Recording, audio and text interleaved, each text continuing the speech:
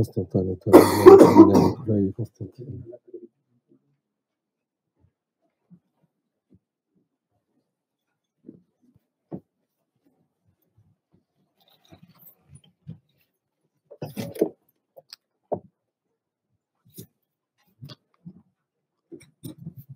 Au nom du Père, du Fils et du Saint-Esprit. Amen. Amen.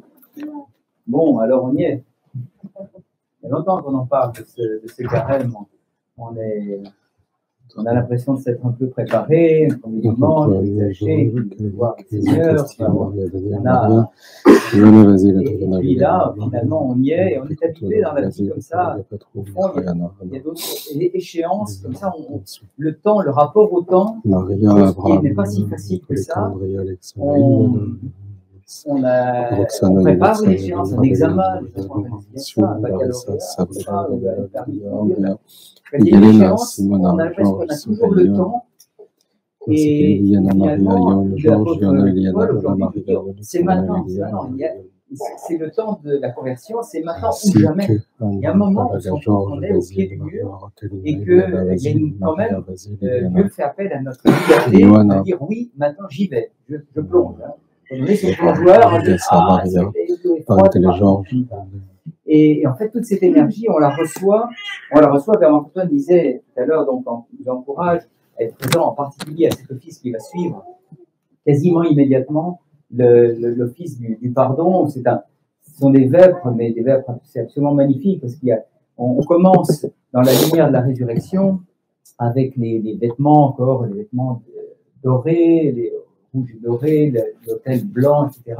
Et pendant le grand prokiménon, comme certains le connaissent, il y a justement les lectures, grande annonce comme ça, on ferme les portes et là, on change tous les parements de l'autel, les vêtements des prêtres, des sous-diacres, des diacres, etc., pour rentrer dans ce qui est le carême, mais ce qui est en fait toute une mentalité, tout un état d'esprit du carême.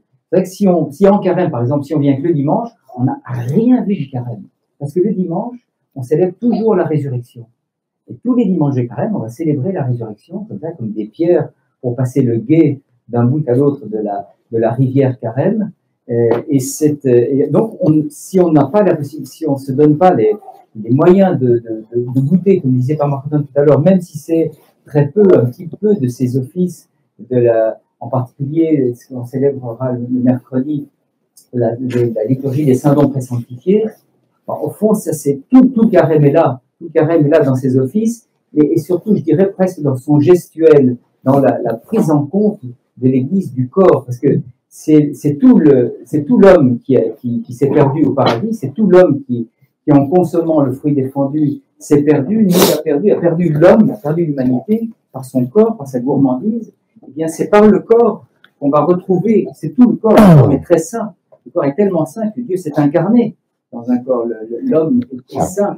Les saints dons au sein du temps dans la liturgie, en fait, nous sommes potentiellement, tout notre composé humain, composé de terre et de l'esprit de Dieu, et tout est saint. C'est pour ça et notre accès à nous-mêmes est par le corps. Dieu nous donne accès à nous-mêmes par notre corps. C'est pour ça qu'on s'étonne un peu, on voit dans les offices, les carêmes, ces prosternations. Dieu a un petit peu de mal, alors on voit c'est vrai qu'il y a des semi-prosternations, mais la prosternation, c'est vraiment tout le corps par terre, tout le corps, c'est-à-dire les genoux, les mains et le front. Et dans un geste qui est magnifique, parce que c'est un geste qui rappelle le baptême, qui est complètement notre immersion dans l'Église, c'est-à-dire on est plongé et on se relève aussitôt. On voit toutes sortes de choses, de gestes, un petit peu, chacun fait un petit peu sa sauce. Il n'y a pas de sauce personnelle, c'est un geste liturgique. La prosternation, c'est le moyen d'accès, le moyen de recoller, si vous voulez, ce qu'on a tant de mal à faire, c'est-à-dire nos pensées avec la prière, avec notre corps, que redevenir un homme total, l'homme qui est le Christ, en fait, à l'image du Christ, c'est-à-dire qui pas sans séparation. Vous savez que le pardon est si essentiel, parce que quand on a jugé son frère, quand on s'est divisé, quand on s'est disputé, même quand on a eu des pensées, souvent on arrive à l'office du pardon, on dit se prosterner, demander pardon à des gens qu'on connaît tout juste, finalement à quoi ça sert? Bien sûr, il y a des personnes, on n'est pas censé avoir des ennemis, il y a des grands péchés, mais en même temps, en fait, ce qu'on vient de confesser devant son frère, lui demander pardon, c'est en fait reconnaître en lui notre sauveur. C'est-à-dire que là, on vient dans l'Église pour être sauvé par son frère, par Dieu bien sûr, mais c'est par notre frère qu'on va, peut-être que lui va nous défendre parce qu'on lui aura pardonné, on lui aura demandé pardon, et au jugement dernier, voilà, on va compter sur la communauté paroissiale. C'est pour ça qu'on vient pour s'immerger dans le baptême, dans l'Église, pour que tout notre corps ressurgisse dans la résurrection. Et c'est très intéressant parce qu'aujourd'hui, vous avez entendu donc l'apôtre Paul nous encourager, c'est le moment de se réveiller, c'est le moment et puis de laisser chacun avec sa liberté. Il y a le centre de cette lecture de l'Évangile, c'est dans le secret, Dieu qui voit dans le secret. Pour moi, j'ai envie de souligner vraiment ce mot-là qui peut sembler paradoxal parce que les offices sont longs, on se prosterne, tout est très physique, visuel, je dirais visuel et auditif, mais en fait, tout se joue, notre salut se joue dans le secret de notre cœur, dans le secret de notre conscience, dans le secret de ce que Dieu nous raconte, que Dieu nous parle. C'est ça que ces offices vont être longs. On rentre dans un autre temps, dans un temps un peu dilaté, pour se mettre à l'écoute, temps de répétition. Et le secret de notre cœur, c'est cette liberté de chacun d'écouter Dieu nous parler dans notre cœur à travers justement cette manifestation physique.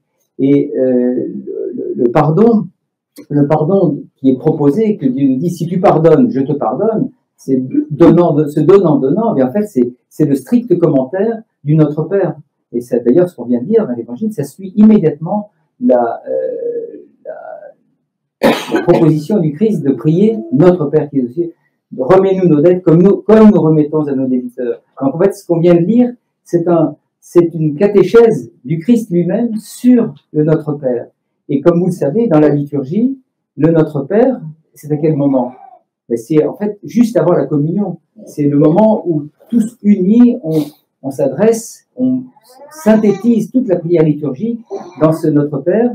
Et les pères disent que le pardon, la rémission des péchés, c'est la liturgie du pardon.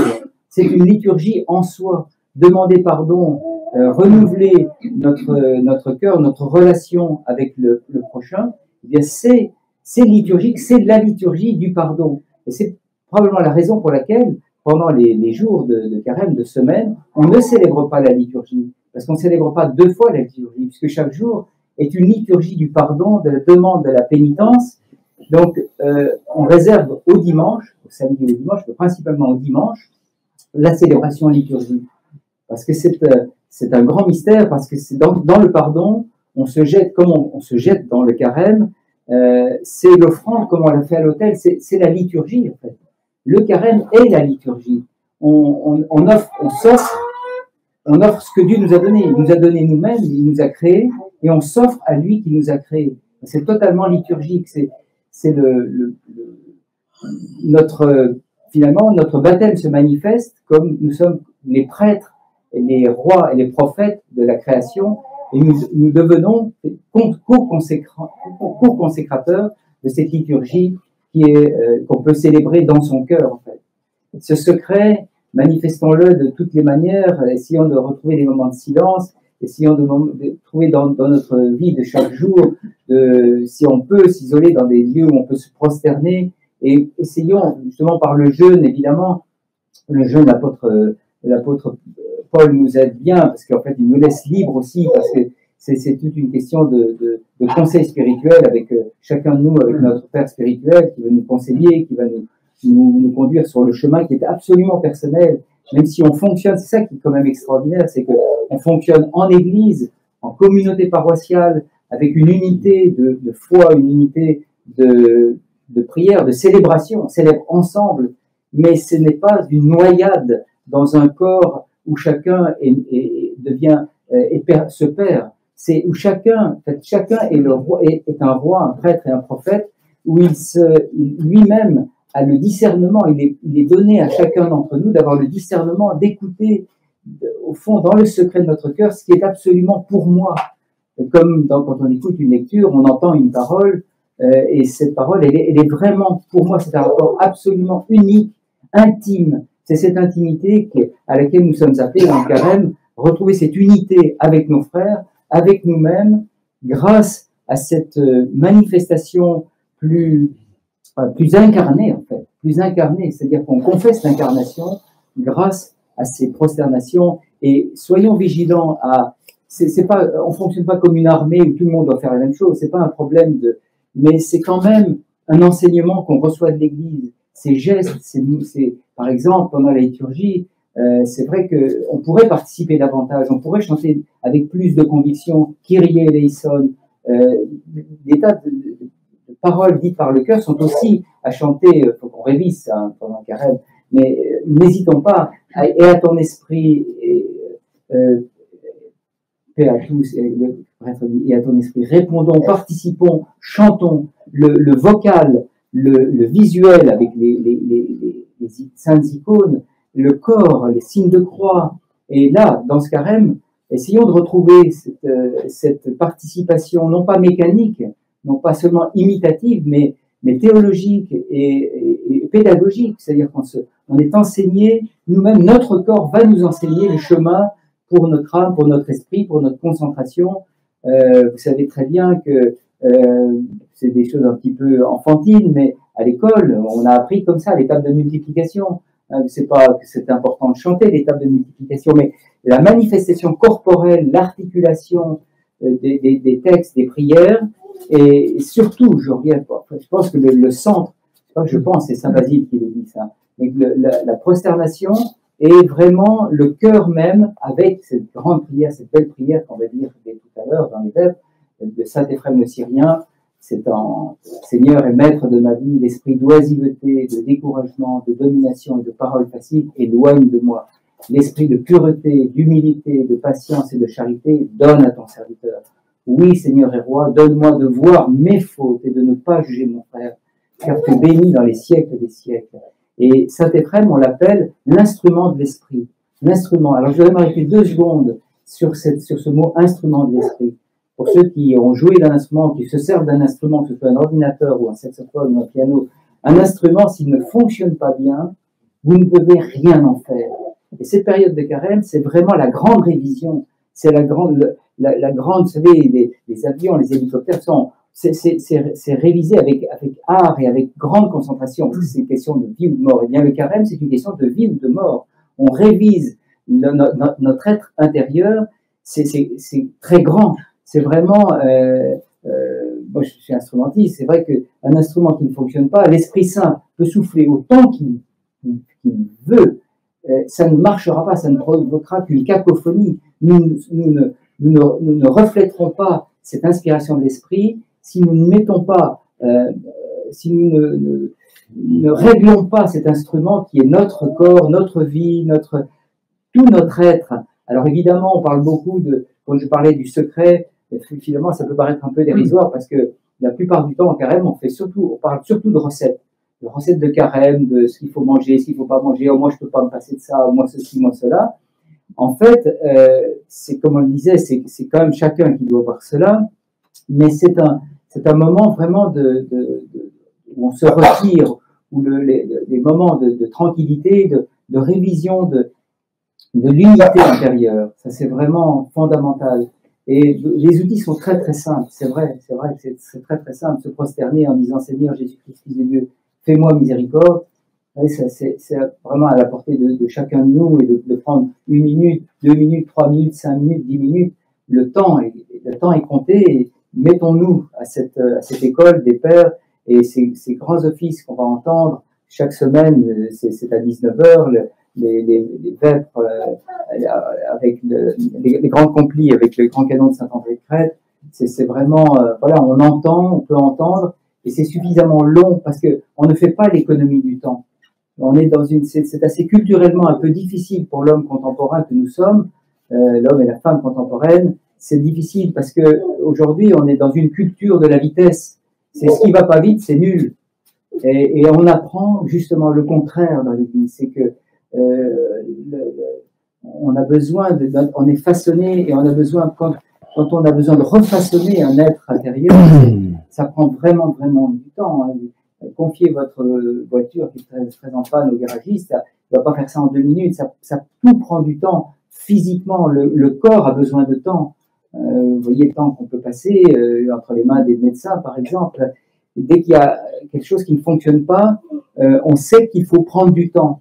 Eh bien, ce temps, prenons-le. Essayons de prendre ce temps qui nous est donné. En fait, c'est un temps, mais c'est un temps qui a des limites, qui a 40 jours, et qui n'est pas un temps de tristesse. Comme le dit le Christ, il dit, ne soyez pas tristes quand vous jeûnez. Donc, c'est un temps de joie. C'est un temps qui est seulement dans la perspective de Pâques.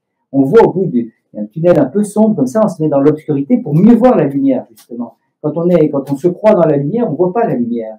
Et là, on se met dans des offices un peu plus longs, un peu plus denses, c'est tout cet état d'esprit avec des vêtements pourpres, qui est la pourpre du Christ dans son jugement, qui est la pourpre du sang aussi, hein, parce qu'on va le sacrifice du Christ. Eh bien, donnons-nous, ayons confiance et faisons aussi confiance à la pédagogie de l'Église. Prenons des petits morceaux comme ça de ces offices autant que nous pouvons, et nous pourrons ainsi confesser la Sainte Résurrection et lui rendre gloire, Père, Fils et Saint-Esprit.